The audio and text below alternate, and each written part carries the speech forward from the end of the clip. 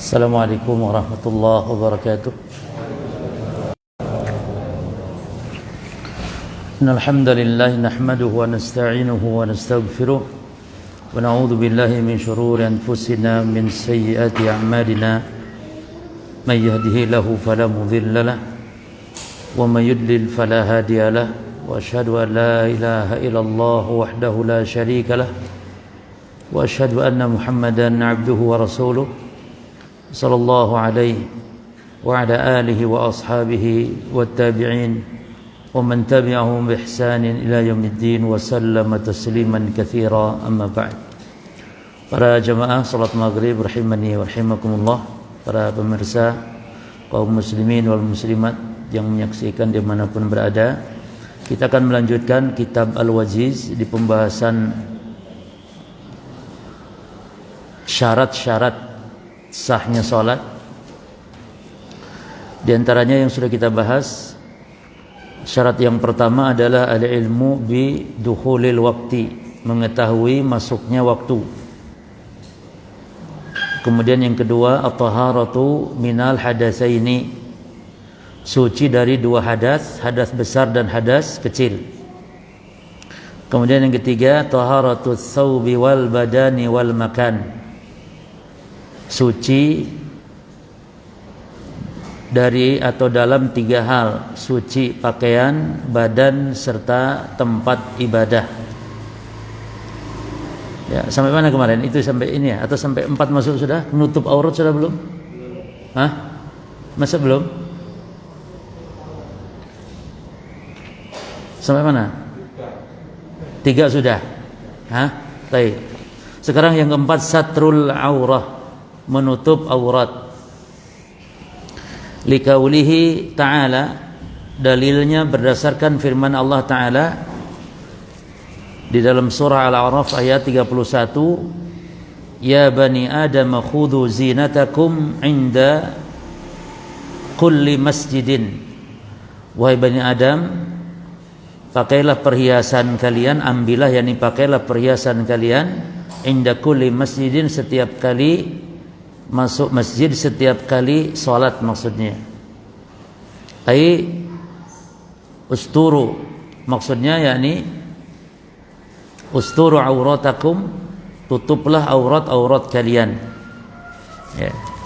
Ini perintah dari Allah Subhanahu wa taala untuk berhias ketika seorang muslim salat. Ini memakai pakaian yang layak, yang pantas. Dan maknanya di sini yang paling ditekankan menutup aurat. Dan ini adalah sebagai bentuk, ya, bantahan juga kepada orang-orang musyrikin dahulu yang mereka biasa tawaf di Ka'bah itu dengan keadaan telanjang. Wa kanu yatufuna bil baiti uratan, mereka orang-orang musyrikin dahulu kalau tawaf di Baitullah, di Ka'bah itu telanjang. Dan itu adalah syariat yang diada-adakan gitu. Menurut akal, menurut pandangannya menganggap baik. Ya. Jadi ibadah dengan cara mengada-ada seperti itu, ini juga adalah merupakan kebiasaan orang-orang musyrikin jahiliyah dahulu. Tidak mau berpegang dengan dalil, tapi yang penting menurut dia baik. Menurut dia tuh baik.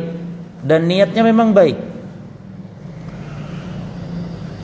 Kenapa mereka kalau tawaf telanjang, niatnya bagus sekali, mulia sekali niatnya, yaitu mereka tidak mau berpakaian karena ketika tawaf mereka harus dalam keadaan suci, sementara pakaian mereka itu dikhawatirkan pakaian-pakaian yang ada najis atau dibeli dari uang-uang yang haram, sehingga mereka tawaf dalam keadaan telanjang, ingin betul-betul mensucikan diri di hadapan Allah. Namun caranya batil, ya.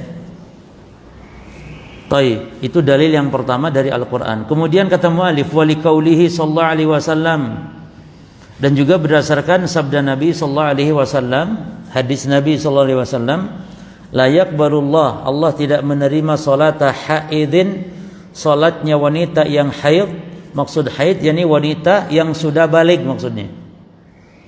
Bukan berarti wanita haid salat, bukan, ya.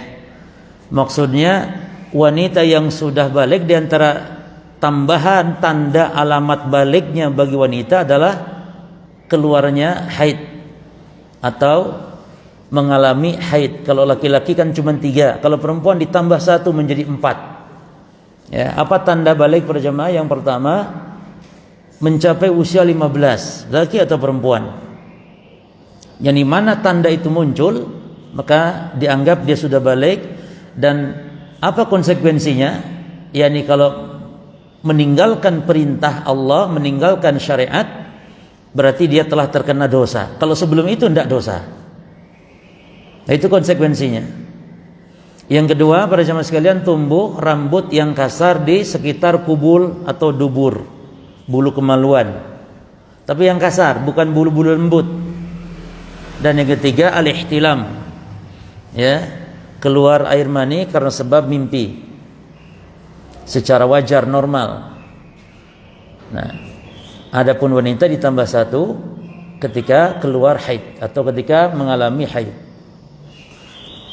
Nah, kata Nabi, la yaqbalullahu salata haidin, Allah tidak menerima salatnya wanita yang sudah balik illa bi khimarin, kecuali dengan memakai kerudung.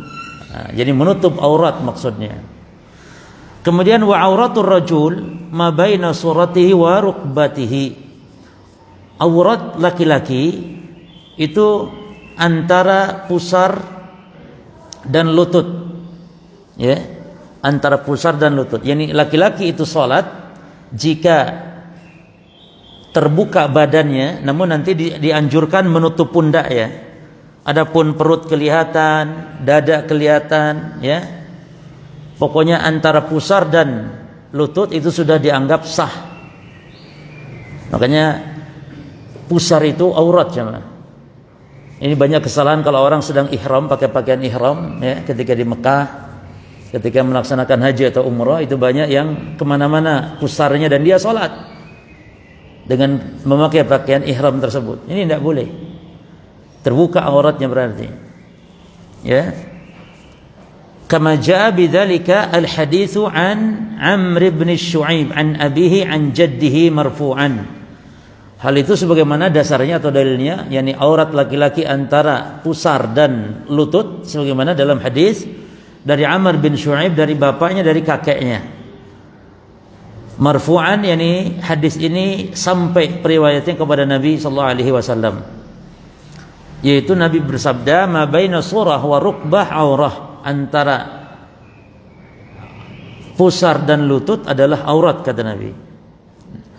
Kemudian ada lagi hadis yang lain, wan Jarhad al-Aslami, dan dari Jarhad al-Aslami qal, dia berkata, anna Nabiyya sallallahu alaihi wasallam marra bihi, pernah Nabi melintas, yakni berpapasan dengan Jarhad al-Aslami ini. Wa fil masjid, yang mana dia Jarhad al-Aslami sedang ada di masjid saat itu. Wa alaihi burdatun, dia memakai burdah. Burdah ini sering diterjemahkan selendang, padahal enggak, burdah itu bukan selendang berjemaah. Ya. Burdah itu baju luar sebenarnya. Ya, baju luar. Wa qadin kashafa fakhidhuhu, lihat. Ini menunjukkan kalau burdah itu bukan selendang. Ya. Dan enggak ada istilah orang Arab pakai selendang itu, jemaah. Enggak ada. Enggak ada istilah orang Arab itu pakai sorban itu dililit di pundak seperti orang-orang Indonesia, itu enggak ada. Sorban itu ya di kepala, jemaah. Di kita kan tanda kiai, tanda ustadz itu selain di mana biasanya itu bukan tanda orang Arab. Orang Arab di kepala ada asyamagh yang seperti orang-orang Saudi Arabia, ada yang dililit namanya imamah. Seperti orang-orang Yaman misalnya. Dan Rasulullah memakai sorban itu yang dililit begini, bukan seperti orang-orang Saudi sekarang. Jadi sebenarnya pakaian Rasul dulu dengan orang Saudi sekarang, ya, orang Mekah Madinah sekarang itu berbeda. Ya, tidak seperti orang-orang Saudi. Jadi jangan dibayangkan Rasul itu kayak orang Saudi sekarang seperti itu pakaiannya, tidak. Rasulullah terbiasa pakai gamis atau pakai izar dan rida, seperti semacam sarung, ya. Ada semacam sarung izar. Jadi orang-orang Arab dahulu seperti kalau sedang ihram itu pakai sarung kain ihram begitu, seperti itu, izar namanya, sarung. Nah, jadi di sini menunjukkan kalau burdah itu bukan selendang ya, tapi burdah yakni pakaian luar dia. Lalu waqadin kasyafa fakhiduhu, wahai jarhat, tutup pahamu itu, fa innal fakhid auratun, karena sesungguhnya sesungguhnya paha itu adalah aurat.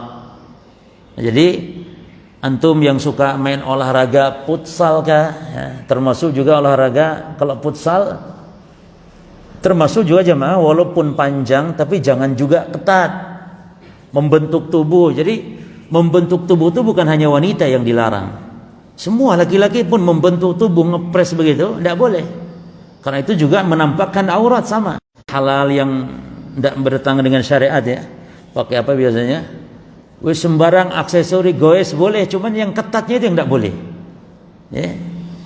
Jadi longgar, karena laki-laki adalah pahanya aurat. Kemudian wal mar'atu, adapun wanita, kulluha auratun illa wajhaha wa kaffaiha fis shalah. Perhatikan di sini ada lafaz fis shalah.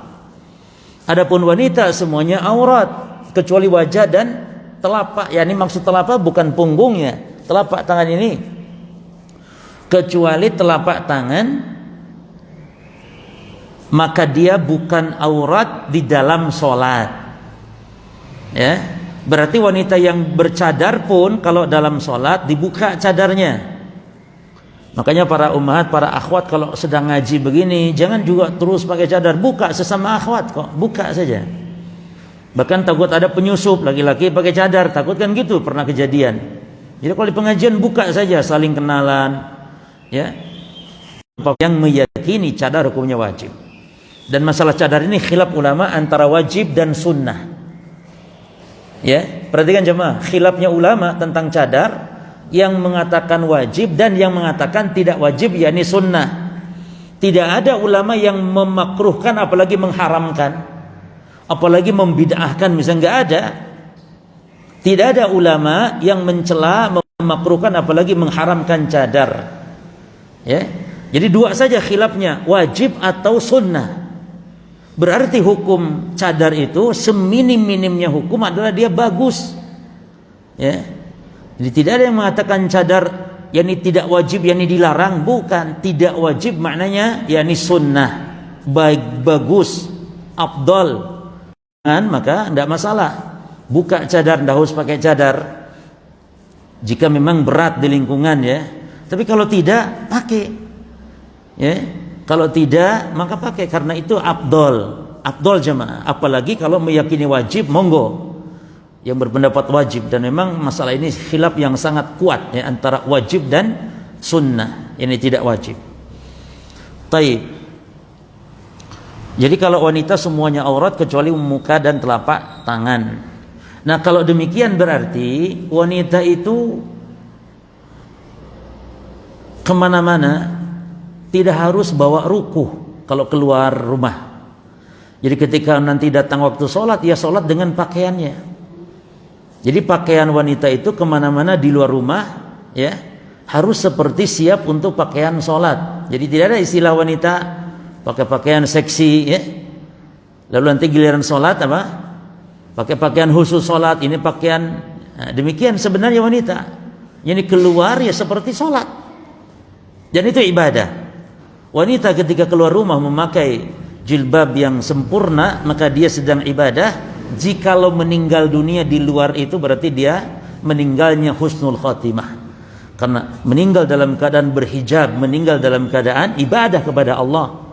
Jadi luar biasa ya wanita yang pakai hijab ketika di luar rumah, berarti ketika selama itu dia sedang beribadah kepada Allah. Kalau kita belum tentu ya. Jadi wanita memang hijabnya diperintahkan oleh Allah Subhanahu wa taala untuk dijaga. Kemudian dalilnya ada dalam hadis liqaulihi sallallahu alaihi wasallam, berdasarkan sabda Nabi sallallahu alaihi wasallam, al-mar'atu aurah, wanita itu aurat. Fa idza kharajat, ketika keluar rumah, istasrafaha syaitan, setan memperindahnya. Wanita sejelek apapun kalau keluar rumah tetap bisa membuat fitnah, apalagi yang cantiknya, apalagi yang seksi. Yang biasa-biasa saja kalau keluar rumah tetap. Kenapa? Karena setan memperindahnya jemaah. Setan memperindahnya. Jadi nampak indah saja gitu. Ya. Baik. Wa qauluhu, dan juga sabdanya Nabi sallallahu alaihi wa qaulihi, berarti ya. Li qaulihi tadi, wa qaulihi, dan juga sabda Nabi sallallahu alaihi wasallam tadi, la yaqbalullahu salata haidin illa bi khimar. Allah tidak menerima salatnya wanita yang sudah dewasa, sudah balik, kecuali dengan memakai kerudung. Baik, saya kira tidak ada pembahasan yang perlu kita perdalam dalam masalah menutup aurat. Cuman ingin saya sampaikan satu hal bagi kaum muslimah ya. Wanita itu kalau dalam salat seluruhnya harus tertutup kecuali muka. Nah ini muka ini yang mana batasannya? Sehingga nanti pakai rukuh itu harus yang benar. Muka itu adalah dari mulai tempat tumbuh rambut sini sampai, dan itu seperti yang dibasuh muka ini juga sebagaimana yang dibasuh dalam wudu. Berarti wanita yang dibasuh ketika wudu itulah ya yang boleh terlihat atau harus dibuka, dan tidak boleh terbuka selain daripada bagian wajah yang harus dibasuh ketika wudu tersebut, yaitu dari ujung, kalau sampingnya dari dari telinga ini sampai ke telinga ya itu. Adapun ujung atasnya dari tempat tumbuh rambut ini sampai ke bawahnya ke dagu sini. Nah berarti yang di bawah dagu sini, itu harus tertutup karena dia bukan wajah. Dan kalau wudu tidak boleh dia atau tidak harus dia tidak harus dibasuh. Jangan kalau wudu dibasuh pula, ini diusap-usap juga. Ya, kecuali nanti takhlil lihyah, kecuali nanti bagi laki-laki yang punya jenggot nanti ditakhlil di sela-sela baru. Kalau yang tidak ada jenggotnya, wanita nggak ada jenggot, ya sudah sampai sini. Ya. Nah itu. Nah kemudian jika memang wanita sholat seperti kelihatan dagu seperti ya di bawah dagu seperti itu, maka para ulama khilaf antara sah tidak sahnya. Namun yang rajih wallahu alam, kalau memang kelihatan aurat yang sedikit dalam sholat ya, seperti laki-laki pakai celana ketat lalu sholat, itu menampakkan aurat berarti namun sedikit. Wanita yang kelihatan sehelai rambutnya ya, atau misalnya dagunya tadi yang di bawah dagu ini karena mukenanya atau rukuhnya itu sampai leher sini misalnya ya, berarti dagu kelihatan, maka yang kelihatan aurat yang kecil seperti itu para ulama ada khilaf antara sah tidak sah. Yang rajih kalau sedikit.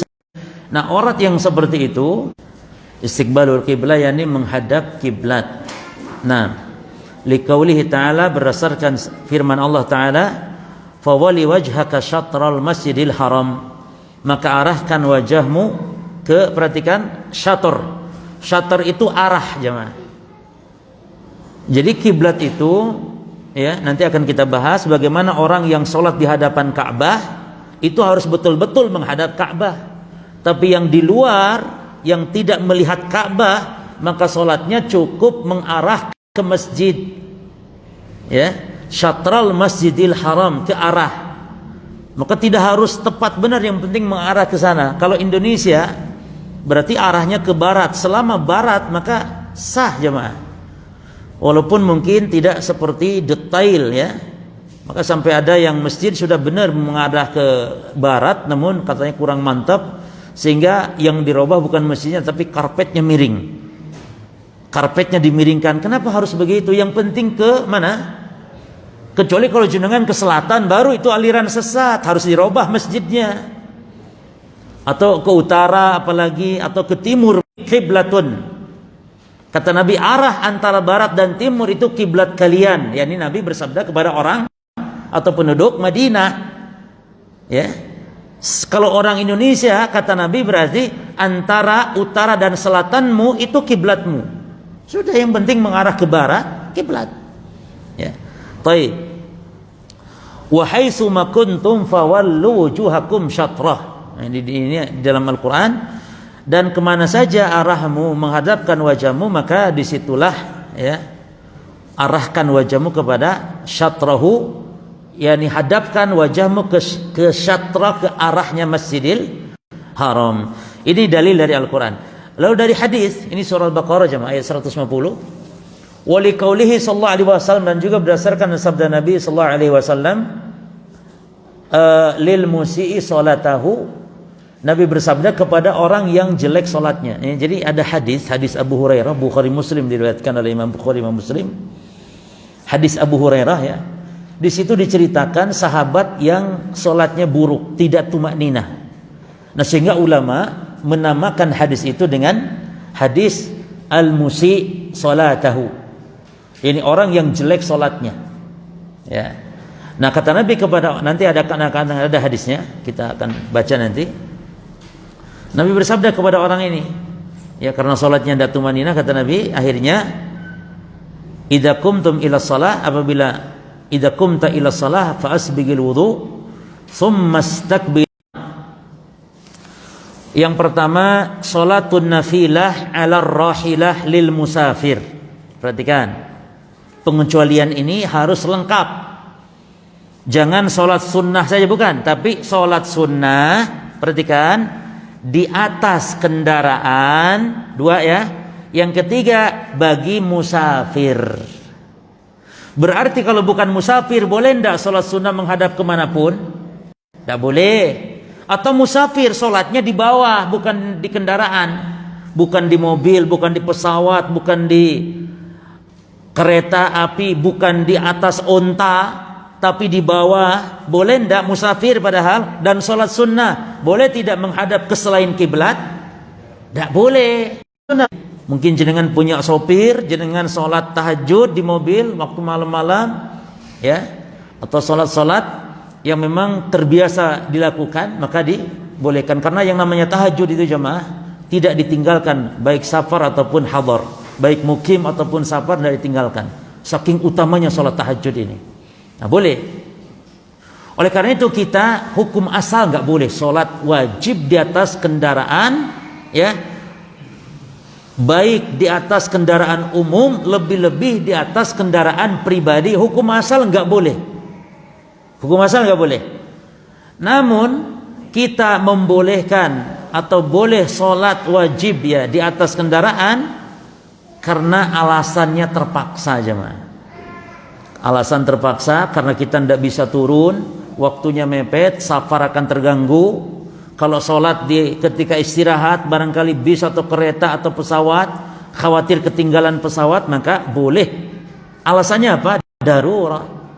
Ya, ad-daruratu tubihul mahdurat. Bahwa karena keterpaksaan itu menghalalkan yang terlarang. Asalnya terlarang. Ya. Taib. Berarti harus sholat sunnah syaratnya. Maka sholat wajib di atas kendaraan pribadi boleh tidak? Tidak boleh. Terus yang kedua, harus di kendaraan. Berarti yang sedang tidak berkendara nggak boleh. Ya. Kemudian hanya bagi musafir, orang mukim tidak boleh. Nah, namun kalau ada orang sholat di atas kendaraan, sholat sunnah bagi musafir ya. Apakah ketika takbiratul ihram harus menghadap kiblat, yakni mobilnya arahkan dulu ke kiblat ya, baru takbiratul ihram, atau ontanya Rasulullah itu diarahkan dulu ke kiblat, baru beliau takbiratul ihram, setelah itu baru kemanapun arah kendaraannya bebas? Atau boleh tidak mengarah ke arah kiblat pun? Jelas ya pertanyaannya atau ini masalahnya? Maka ada dua pendapat di kalangan para ulama dalam masalah ini. Nah, sekarang apa masalahnya tadi? Bolehnya musafir sholat di atas kendaraan tidak menghadap kiblat dan sholat sunnah itu, apakah takbiratul ihramnya itu loh harus menghadap kiblat atau tidak harus? Jelas soalnya? Taib. Qaulani lil ulama, ada dua pendapat para ulama. Al-qaulul awwal, pendapat yang pertama, annahu yajibu. Pendapat pertama, wajib untuk takbiratul ihramnya saja ya, wajib menghadap kiblat. Nanti setelah itu baru bebas kemana arah kendaraan itu. Tidak harus ke kiblat aja, bisa. Ada dalilnya, hadis Anas bin Malik. Yani kata Anas bin Malik, karena Rasulullah sallallahu alaihi wasallam atau anna Rasulullah sallallahu alaihi wasallam kana idza safara, adalah Rasul kalau beliau sedang safar, fa arada an yatatawwa'a, dan ketika beliau ingin melakukan salat sunnah, istaqbala binaqatihi al-qiblata, beliau arahkan ontanya, beliau arahkan kendaraannya ke arah kiblat, fakabbara, lalu beliau takbir. Takbir apa? Takbiratul ihram. Takbir. Summa shalla haitsu, lalu beliau salat ya, haitsu wajjahu rikabuhu, kemana arahnya kendaraan beliau. Dan hadis ini sahih, diriwayatkan oleh Imam Abu Dawud. Perhatikan jamaah, di sini kan pendapat kedua, karena tidak wajib, ya. Dan ini madhab siapa? Kalau tadi madhabnya siapa? Pendapat pertama, Hambali. Ini mayoritas, Syafi'i, Maliki, Hanafi, mayoritas tidak wajib. Mereka berdalil dengan apa? Hadis tadi semata-mata perbuatan Nabi, ya.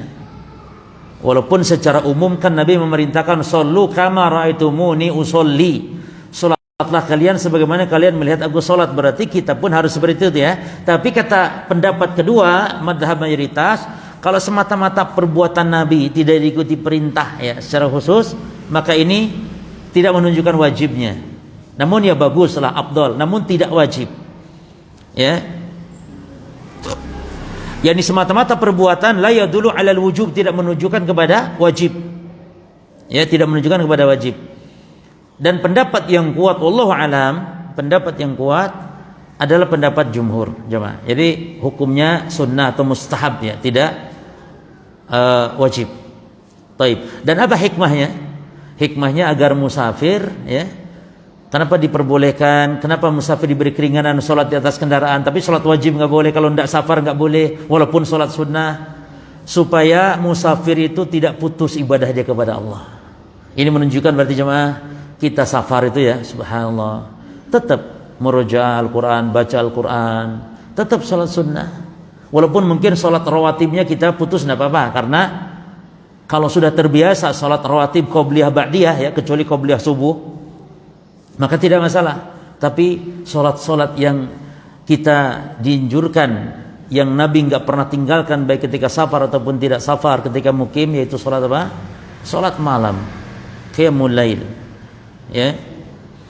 Taib.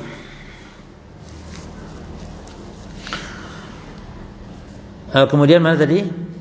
Nah, masalah kiblat.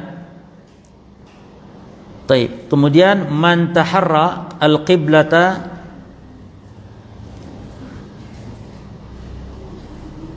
fa shalla ila al-jihati allati dhannaha.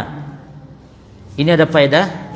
Penulis mengatakan, siapa yang sudah berusaha untuk mencari arah kiblatnya, lalu dia salat ilal jihah, ke arah allati dhannaha, yang dia sudah sangka itu kiblat, tapi sudah berusaha dulu, sungguh-sungguh sudah tanya, atau bukan tanya, ya, dia sudah, karena mungkin bertanya nggak bisa, nggak ada orang tuh ditanya, cuman dia sudah melihat matahari, mungkin wah kayaknya benar kiblat, ternyata jemaah summa tabayyan, lalu ternyata tahu annahu khata'uhu, ternyata keliru, ya, ternyata setelah sholat ternyata keliru, bukan kiblat rupanya, tapi tadi dia sudah sungguh-sungguh berusaha untuk mencari arah kiblat, ya, atau sudah pakai kompasnya error barangkali, ya, karena nggak ada sinyal HP-nya misalnya, ternyata ke syarat sholat. Tapi syarat ini ketika lupa atau ketika tidak tahu, tidak sengaja, maka ketika selesai sholat tidak perlu diulang. Beda dengan bersuci. Kalau bersuci syarat juga, tapi ketika lupa, ketika tidak tahu, ketika keliru, tetap harus diulang ketika ingat. Bedanya, ya, antara menghadap kiblat dengan bersuci. Ada orang sholat lupa nggak wudu, ingat setelah sholat.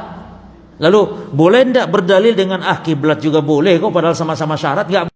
Ain mim ro waw itu amr. Tapi kalau ini Amir, ya, bin Rabi'ah qal kunna ma'an Nabi sallallahu alaihi wasallam fi safarin. Kami pernah bersama Rasul dalam sebuah perjalanan, ya.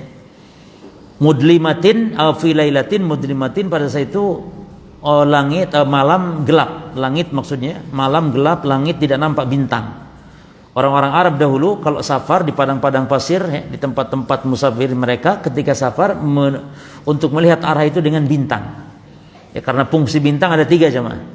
Yang pertama fungsi bintang rujuman lisyayatin, untuk ngusir, untuk melempar, nih bukan ngusir, melempar setan.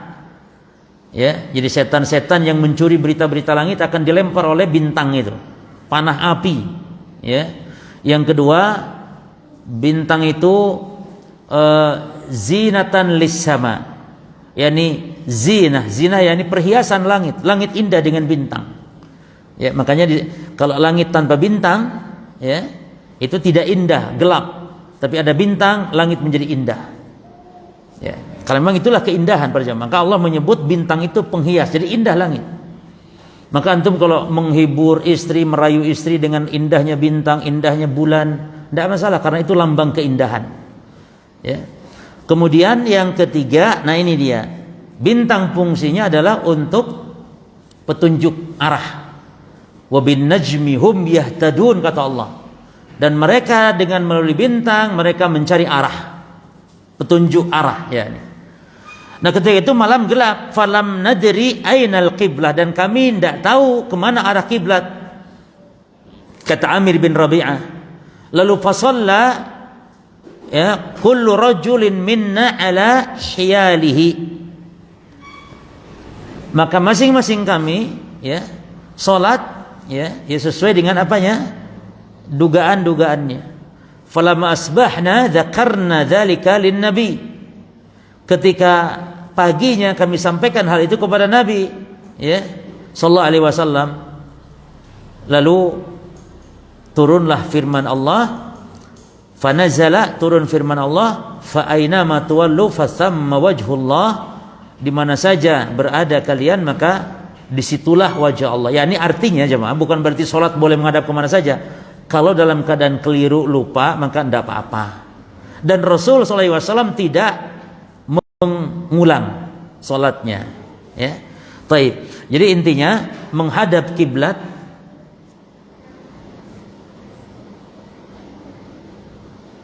ini belum kebaca ya.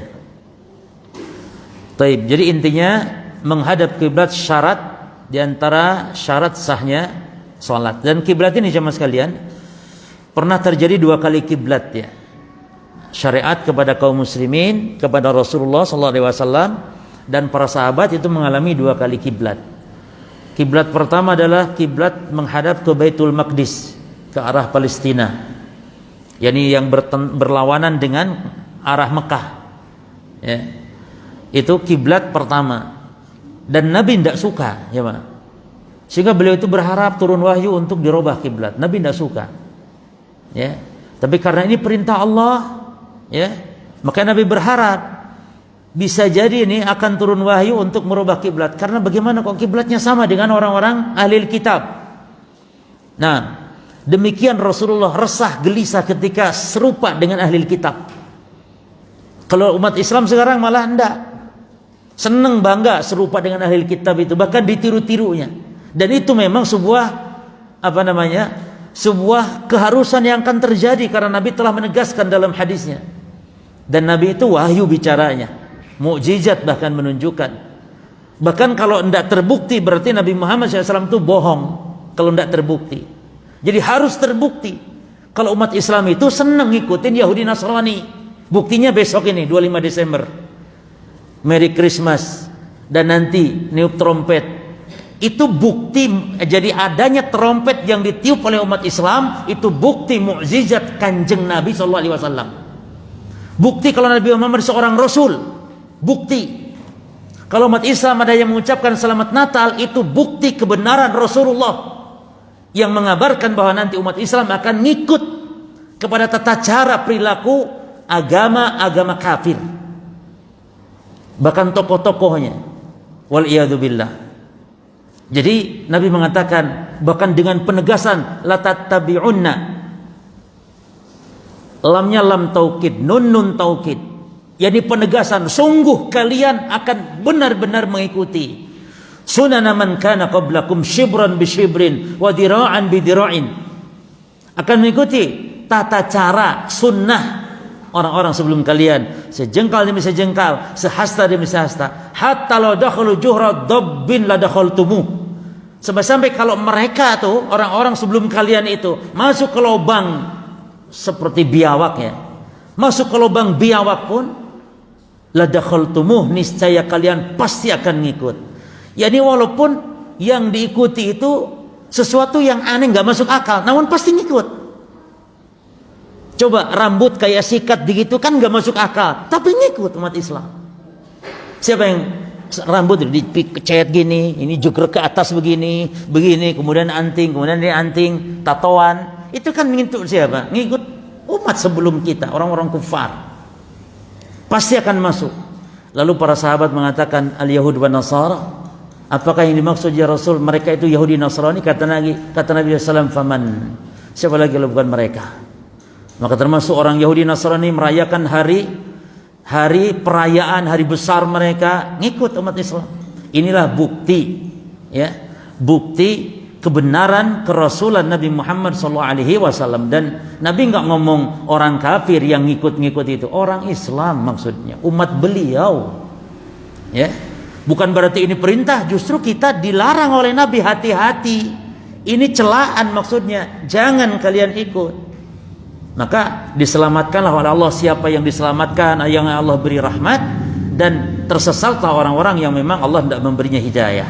Siapa yang Allah beri hidayah dalam urusan ini? Ya mereka yang mengikuti, mereka yang beli trompet, mereka yang niup trompet nanti, mereka yang keluar mutar-mutar gembira merayakan hari tahun baru, yang itu bukan perayaan kaum muslimin, ya. Jangankan miladi jemaah, hatta tahun baru Hijriah pun tidak disyariatkan untuk dirayakan, apalagi ini bukan tahun baru kaum muslimin. Itu tahun barunya di luar kaum muslimin. Walaupun berlaku di negeri kita, tapi itu bukan tahun yang dianggap oleh Allah. Yang dianggap oleh Allah itu hanya Muharram, Safar, dan seterusnya. Taib. Berapa lama Nabi SAW ya menghadap Baitul Maqdis? Nabi SAW dalam hadis sekitar pada zaman sekalian 16 atau 17 bulan ya. Lalu setelah itu turun perintah dari Allah untuk beralih kiblat ke Ka'bah. Akhirnya Rasul SAW pun senang, gembira para jemaah. Ya, disebutkan dari hadis Al-Bara bin Azib, "Sallaitu ma'an Nabi sallallahu alaihi wasallam ila Baitul Maqdis sitata asyara syahra." Aku atau kami ya, aku salat bersama Rasul menghadap Baitul Maqdis sekitar 16 bulan. Hatta nazalatil ayatu allati fil Baqarah, sampai akhirnya turunlah surat ayat yang ada dalam surah Al-Baqarah, yaitu surah Al-Baqarah ayat 144. Apa kata Allah? Wa haitsu ma kuntum fawallu wujuhakum syatrah, ya, fawallu wujuhakum syatrah. Ini berkaitan dengan perubahan kiblat, kiblatain, ya. Jadi sedang salat di situ, kemudian datang perintah dari Allah merubah kiblat, lalu sahabat ini menyebarkan berita tersebut sampai kepada para sahabat yang sedang sholat itu. Di tengah-tengah sholat datang berita disampaikan, kiblat sudah berubah, berubahlah kalian sholat, kiblat sudah berubah. Yani boleh kalau darurat ngajak ngobrol ya, yani bicara kepada orang yang sedang sholat, tidak masalah. Misalnya ada orang sedang sholat, kiblatnya salah jemaah. Orang sedang sholat, jenengan tidak sholat ya. Lihat orang sedang sholat, kiblatnya salah, jenengan ngomong tidak apa-apa. Mas, kiblatnya keliru sampean. Pak, kiblatnya keliru sampean. Ada pekene loh, keliru sampean. Yang sholat ikuti, namun gak usah ngomong, sebab ngomong berbicara membatalkan sholat. Jadi jenengan pindah saja, jangan oh yota, yo aku tak pindah, batal jenengan. Harusnya tidak usah ngomong, pindah, ya. Misalnya juga istri jenengan sedang sholat, mungkin sholat duha, jenengan keluar ngomong, nah itu tak metu ya, ini kunci ini nang kene wes. Nah istri jangan, oh ya pak wes selamat aja sampean, meneng diam, tidak masalah. Tapi kalau tidak darurat ya jangan. Orang sedang ibadah, sedang sholat, kalau diajak ngobrol, ya mengulangi kehusyuannya. Taib. Nah, jadi ketika di tengah-tengah salat mereka berbalik arah berapa? Derajat 180 derajat karena berlawanan antara Baitul Maqdis dan Mekah. Nah, sehingga disebutlah masjid itu dua kiblat karena mereka sahabat berputar arah saat itu, ya. Taib. Jadi wajib merubah kiblat ketika sedang salat, ketika jelas dia keliru misalnya, ya. Taib.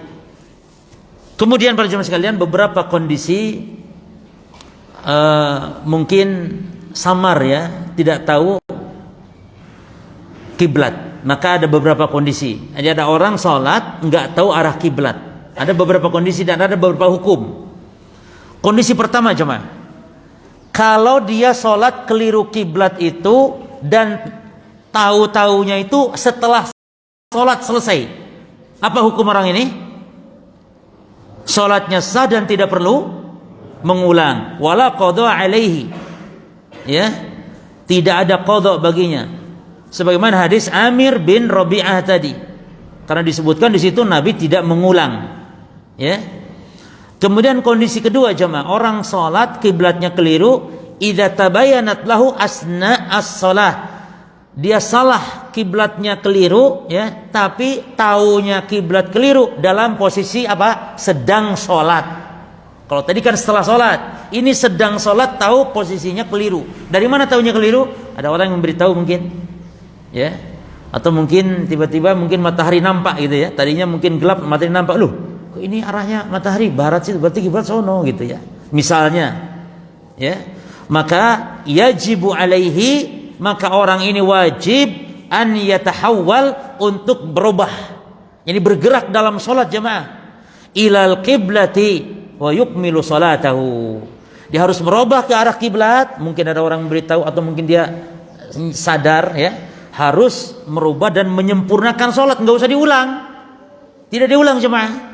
Kiblat yang tadi tidak masalah walaupun keliru, tidak usah diulang, tapi cukup berubah.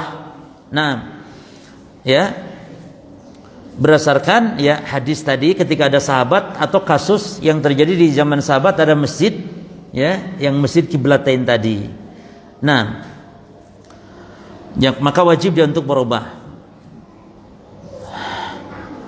Itu dalilnya hadis Abdullah bin Umar, ya. Adzan dah? Hah? Taib, adzan dulu, ya. Nanti lanjut sedikit.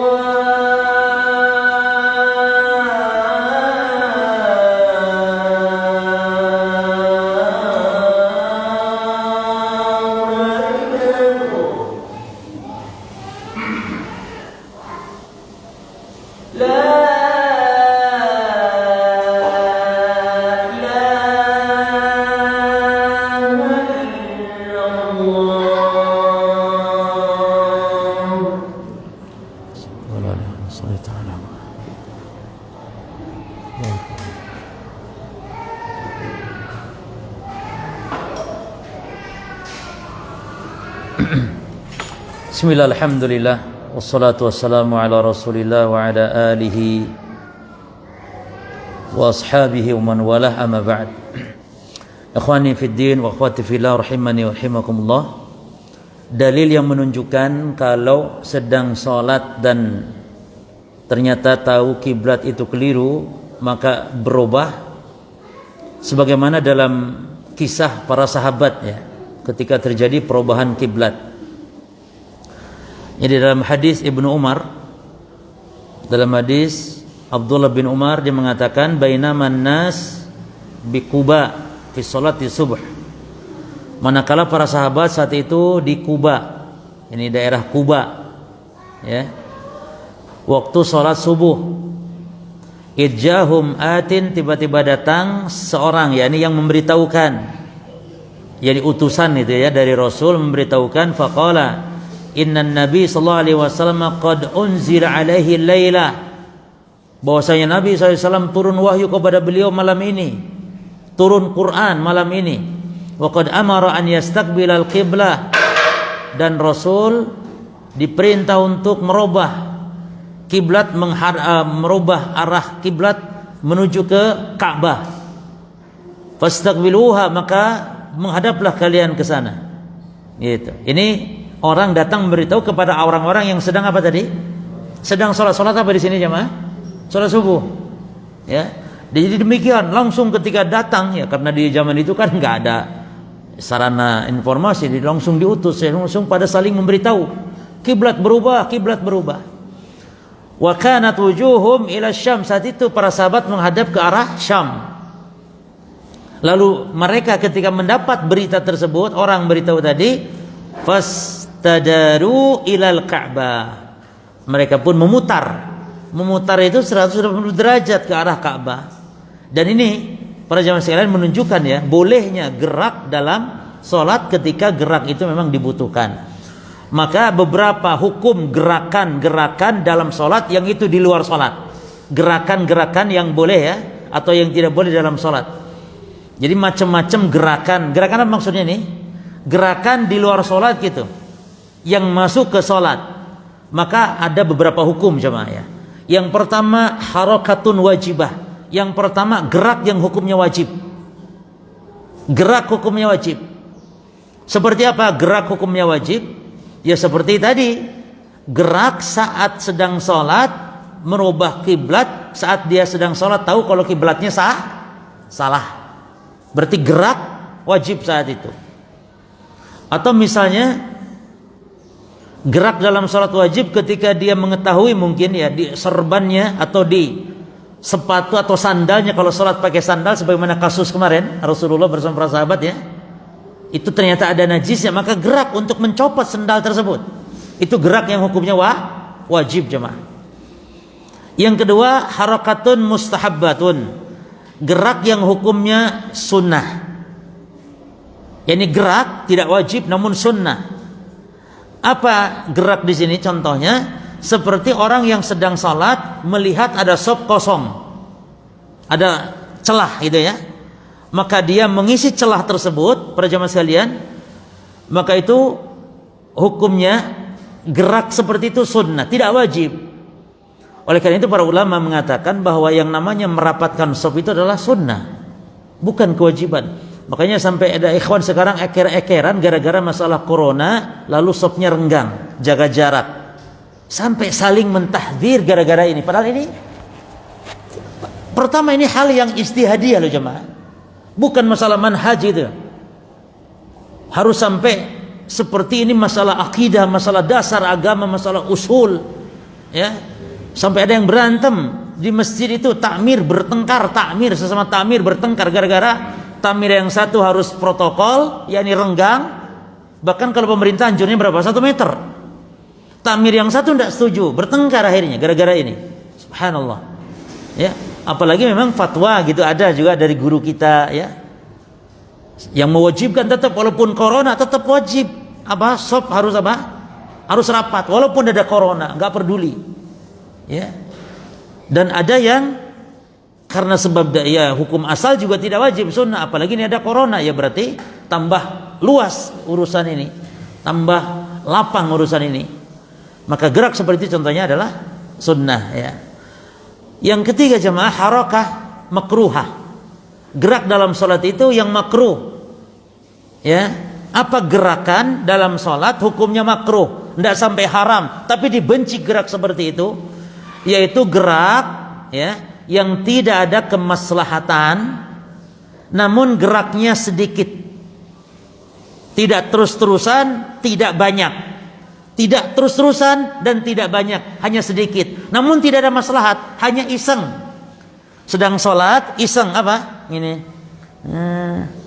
gigit apa kuku atau pecinya tuh nggak apa-apa, ini sedang sholat, padahal nggak butuh apa peci sudah pas. Atau orang yang pakai serban gini, lihat kalau orang Saudi sholat ini lagi sedikit tapi itu makruh ya. Nah yang keempat ini harokah yang gerak yang muharramah. Nah yang muharramah ini geraknya banyak ya, al-katsirah li ghairi maslahati shalah, banyak geraknya, nggak ada kemaslahatan, nggak ada manfaatnya, iseng dan berturut-turut. Jadi bukan sekali saja, tapi terus-terusan dan banyak. Jadi begini, jam diputar-putar, oh ini cincinnya kok ini cincinnya, terus ini, pokoknya terus saja. Maka ini justru ya, bisa jadi dia membatalkan sholatnya. Naudzubillah. Jadi masalah gerak itu jemaah, kalau memang ada hajat boleh, nggak harus. Kan ada yang membatasi dalam madhab Syafi'i katanya berapa kali? 3 kali batal sholat. Lah, berapapun tidak masalah. Kalau ada gempa, masjid tiba-tiba gonjang-ganjing masjid, ada gempa, gimana jemaah? Hah? Lari, gerak, ya, menyelamatkan. Karena menyelamatkan nyawa jiwa harus didahulukan. Wong kita nolong orang saja, apalagi diri sendiri gitu yang harus didahulukan. Nolong orang saja ketika sedang sholat boleh putuskan karena nyawa jemaah. Sedang sholat ada anak kecil, sedang sholat kita lihat ada anak kecil tangannya mau masuk ke apa, colokan listrik barangkali, apa antum diam? Wah batal nih, 3 kali gerak ini.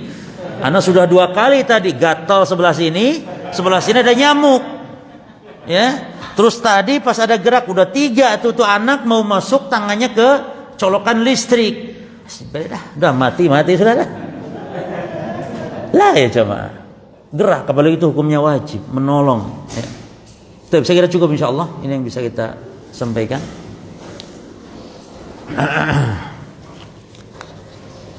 Berarti apa nanti ya. Terakhir niat ya. Waduh kecil hari ini apa nih?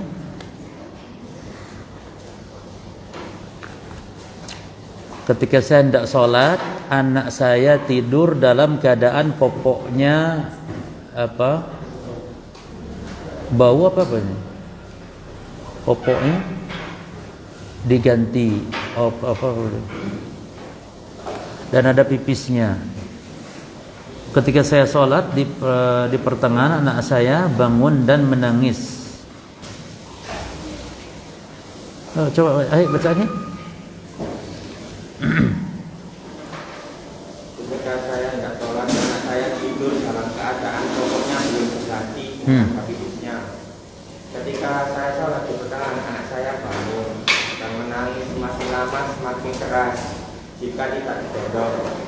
Apa yang harus saya lakukan? Jika digendong saya membawa najis di dalam pokoknya, maka sholat saya. Baik. Kemarin sudah dibahas ya tentang orang yang sholat ketika membawa benda najis. Bahkan hatta walaupun ada di dalam botol ya, tapi dibawa itu tetap tidak boleh karena berarti tempat sholat tidak suci. Termasuk kalau anak pakai pampers dan ada sudah keluar kotorannya, maka berarti tidak boleh menggendong anak tersebut karena dianggap membawa benda najis. Tapi kalau anaknya tidak ngompol misalnya, pampernya bersih, tidak masalah digendong. Ya, Nah sekarang kasus seperti ini bagaimana? Kalau memang anak kita butuh sekali untuk kita mengganti popok sehingga kita harus menyentuh najis, ya, maka berarti kita membatalkan sholatnya. Kalau tidak, misalnya tidak menyentuh najis, tapi kan tidak mungkin, maka mengulang. Wallahu a'lam bishawab. Karena apa? Karena gerakan yang banyak ya, kemudian juga harus nyentuh najis, maka mengulang. Nah, profesi seorang driver mungkin pekerjaannya biasa keluar kota, ya. Nah, ikut baik. Para jamaah sekalian, pilot atau masinis atau driver ya, kendaraan yang memang dia jarak tempuhnya safar. Yani jarak tempuh memang luar kota, jarak safar. Maka berarti seumur-umur selama itu dia tetap disebut musafir. Maka mana yang afdol? Ada pembahasan nanti. Yang afdol dia jamak qashar. Yang afdol. Ya, jangan merasa ini juga lebih enak, katanya waktu juga nyaman. Tidak, karena dia posisi musafir dan ini keringanan. Allah lebih suka kalau keringanannya sebagai sedekah diterima oleh kita sebagai hamba. Sebagaimana maksiatnya kita jauhi, demikian kalau ada keringanan dilakukan oleh hamba, Allah lebih suka. Dan ini dianggap musafir walaupun itu pekerjaan sehari-hari yang jaraknya luar kota seperti itu atau jaraknya jarak safar. Tapi kalau supir angkot misalnya dalam kota saja walaupun berjam-jam jarak tempuhnya ribuan kilo mungkin, tapi kan dalam kota saja, maka tidak disebut sebagai musafir.